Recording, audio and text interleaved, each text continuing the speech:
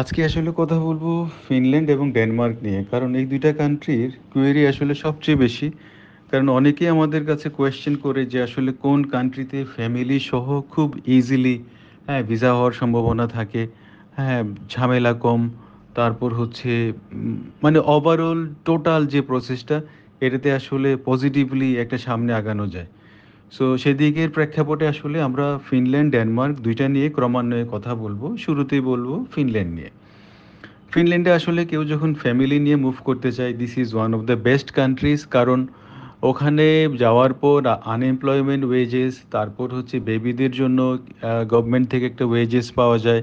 So total একটা family friendly country আসলে Finland. আর tuition ফিগুলো আমরা যদি আসলে আর্লি বার্ড স্কলারশিপগুলো অ্যাভেল করতে পারি সেক্ষেত্রে কমে যায়। আবার যাদের একাডেমিক রেজাল্ট ভালো, আইএলসটা ভালো, তাদের ইন এডিশন টু দিস যে আর্লি বার্ড স্কলারশিপ আরও অন্যান্য স্কলারশিপ পাওয়ার সম্ভাবনা থাকে। আর হচ্ছে ভিসার রেশিও দারুণ আসলে। একটাই অনেকের কাছে জটিলতা যে ইন্ডিয়া যাওয়া। বাট ইন্ডিয়াতে গিয়ে স্টে করতে হয় না, আপনি অ্যাম্বাসিতে বা যে বিএফএসে ফাইলটা জমা দিয়ে চলে আসতে পারতেছেন। You don't need to stay like for 1 month or something like that. So এগুলোর কোনো সম্ভাবনা নেই। আর হচ্ছে স্পন্সরশিপের যে বিষয়, এটা হচ্ছে যে 6 মান্থস হচ্ছে রেকমেন্ডেড, ৬,৭৫০ ইউরোজের মতো একটা অ্যামাউন্ট রাখতে হবে স্টুডেন্টের অ্যাকাউন্টে। আর এছাড়া স্পাউস হলে এটাও অ্যারাউন্ড ওই রকমই, বাট একটু বেশি প্রয়োজন হয়, লাইক অ্যারাউন্ড ৭,০০০ ৭,৫০০ ইউরোজ। বেবিদের জন্য কাইন্ড অফ ৬,০০০ ইউরোজের মতো রাখতে হয়। এটা হচ্ছে স্পন্সরশিপের জন্য।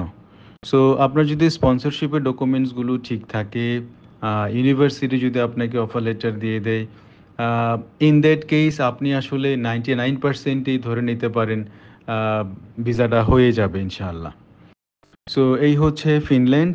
আর ডেনমার্কের যে বিষয়, এইখানে যারা আসলে ব্যাংকে স্পন্সর দেখাতে পারছেন না তাদের জন্য ডেনমার্ক হচ্ছে one of the best options. Apart from that, family নিয়ে যারা মুভ করতে চান তাদের জন্য ডেনমার্ক হচ্ছে একটা বেস্ট অপশন।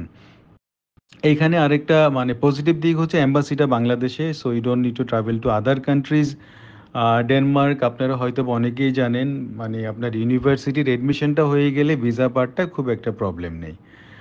আর ডেনমার্কের যে কলেজগুলো আছে আসলে ফেব্রুয়ারির জন্য একটা বা দুইটা কলেজ আছে, but all of the universities that you need to think of for Denmark.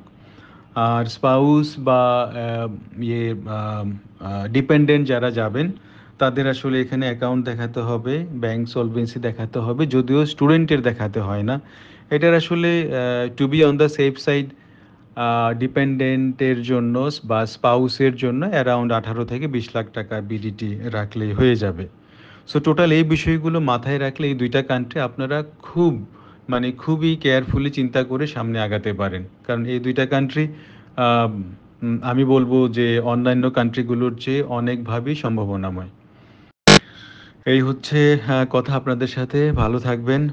R application পিরিয়ডগুলো ongoing, কারো কোনো কোয়েরি থাকলে please feel free to ask us. We will try our best to assist you. Thank you very much.